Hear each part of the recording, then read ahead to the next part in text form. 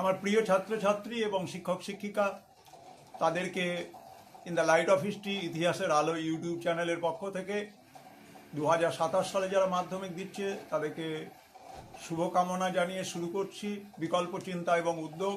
এই অধ্যায়ের উপরে 2025 সালে এসেছিল এমন একটি প্রশ্নটি হচ্ছে যে assess the contribution of the Indian association for the cultivation of science in the development of science education in Bengal. বাংলায় বিজ্ঞান শিক্ষার প্রসারে Indian association for the cultivation of সায়েন্সের অবদান ব্যাখ্যা করো।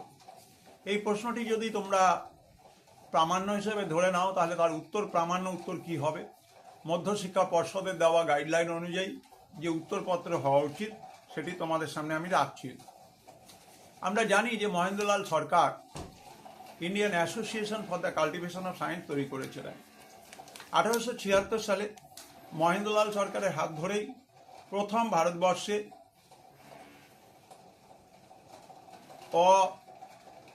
অসরকারি বা বেসরকারি বিজ্ঞান গবেষণার প্রতিষ্ঠান গড়ে ওঠে।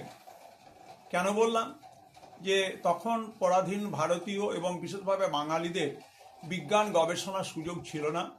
আমরা জগদীশচন্দ্র বসুর গবেষণার ক্ষেত্রে আমরা এই ঘটনার ব্যাখ্যা দেখি। পরবর্তীকালে এর প্রতিবাদ জানিয়ে জগদীশচন্দ্র বসু কিন্তু তার যে পারিশ্রমিক সেটা ফিরিয়ে দিয়েছিলেন।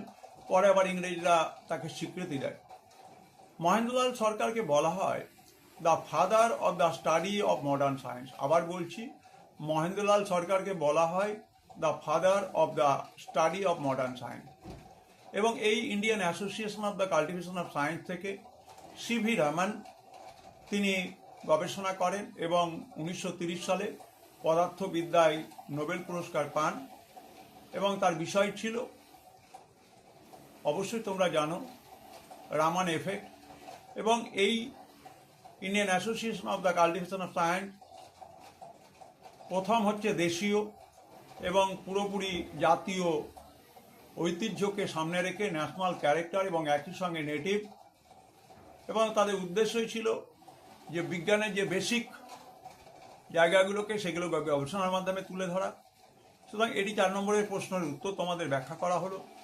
তোমরা এই বিষয়গুলোকে নোট ডাউন করবে এবং সেই অনুযায়ী উত্তরগুলোকে হুবহু এইভাবেই সাজাবে, যাতে করে ইতিহাস মানে কিন্তু বেশি লেখার বিষয় নয়, টু দ্য পয়েন্ট বিষয়ের উত্তর লিখবে।